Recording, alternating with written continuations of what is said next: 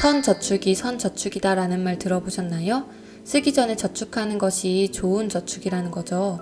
쓰고 남으면 저축하겠다? 그건 불가능합니다. 쓰기 전에 저축하고 남아있는 돈으로 생활하는 것이 제일 확실한 방법이에요. 저는 선저축 대신 선적금 투자를 하고 있습니다. 지금은 금리가 워낙 낮아 예적금에 넣는 게 가장 위험합니다. 예적금에 넣어두는 건 돈이 녹아내리고 있는 것과 같습니다. 현금의 가치가 하락하고 있으니까요. 그래서 저축 대신 투자를 선택했고 적금처럼 매달 월급 받으면 주식 계좌에 넣어 투자하고 있습니다. 근 10개월 동안 계속 상승장이었기 때문에 뭘 사든 거의 다 올랐어요. 물론 사고팔고를 반복하지 않았다는 가정하에요. 이렇게 상승만 경험하다 보니 자신감이 곧 자신의 능력이라고 착각할 수 있습니다. 하지만 투자에서 가장 강조하는 것이 겸손입니다. 운이 좋아서 가능했다는 걸 항상 생각해야 한다는 것이죠.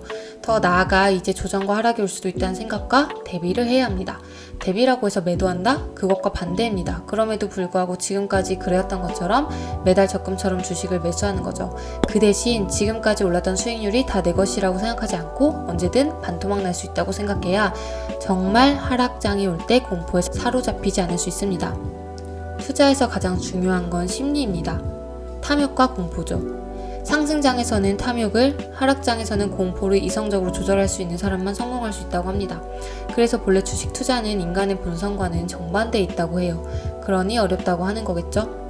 사람의 뇌는 아직도 구석기 시대의 뇌와 비슷해서 근시안적인 안목이 없어 더 빨리, 더 많이 벌고 싶어하는 욕심이 가득합니다. 언제 짐승에게 잡아먹힐지 모르고 오늘 당장에 먹고 사는 게 중요했으니까요.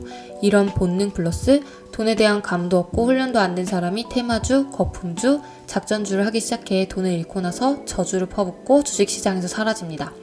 본능과 반대로 걸어가며 성공률이 쭉 올라가죠.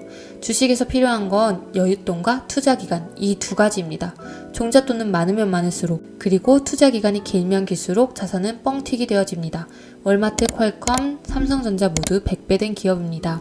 10년의 기간이 필요했고 또 중요한 건 시드머니의 크기죠. 아무리 100배가 되어도 10만원 투자했다면 1000만원이지만 1000만원 투자했다면 10억이 되죠.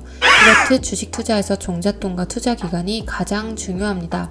주가창을 보지 말고 기업을 보고 기업의 성장성과 미래 가치를 보고 골라야겠죠.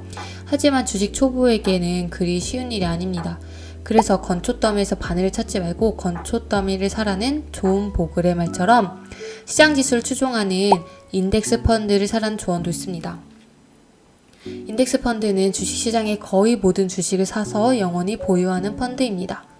워렌 버핏도 개인 투자자들이 연간 10% 수익률을 내는 건 어렵다고 합니다. 하지만 최근 인덱스 펀드 수익률은 12%를 기록합니다. 90년 역사로는 9.9% 수익률입니다. 그래서 워렌 버핏의 유언에 90%는 인덱스 펀드에 투자란 내용이 있죠. 수동적 지수 추종이지만 운용비가 저렴하고 분산 투자를 할 수 있으며 종목 선택에 어려움이 없습니다.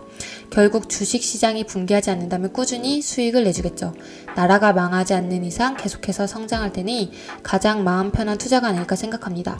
이런 이유로 주식을 무서워하는 분들에게도 적합할 것 같습니다. 물론 저도 인덱스 펀드에도 투자하고 있습니다. 그런데 대부분 사람들이 종목을 선택하는 이유는 재미라고 합니다.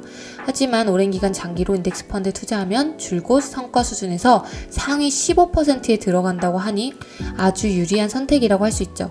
고트락스 가문에 재밌는 우화가 있습니다.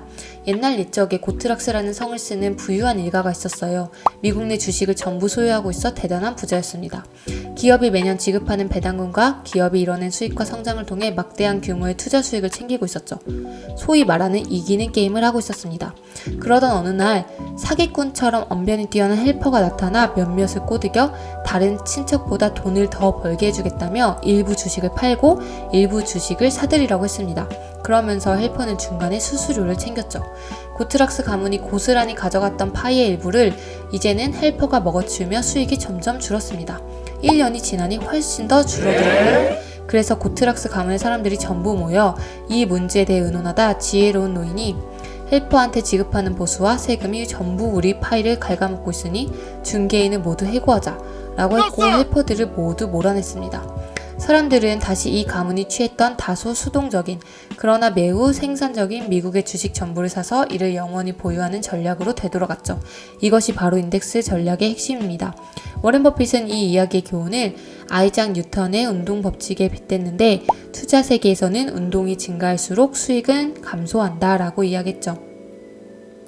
고트락스 가문의 우화가 우리에게 주는 교훈은 모든 기업을 소유하고 배당금, 성장분을 꾸준히 챙기며 세금, 수수료, 비용을 줄여 수익을 온전히 자신의 몫으로 취해야 한다는 것입니다.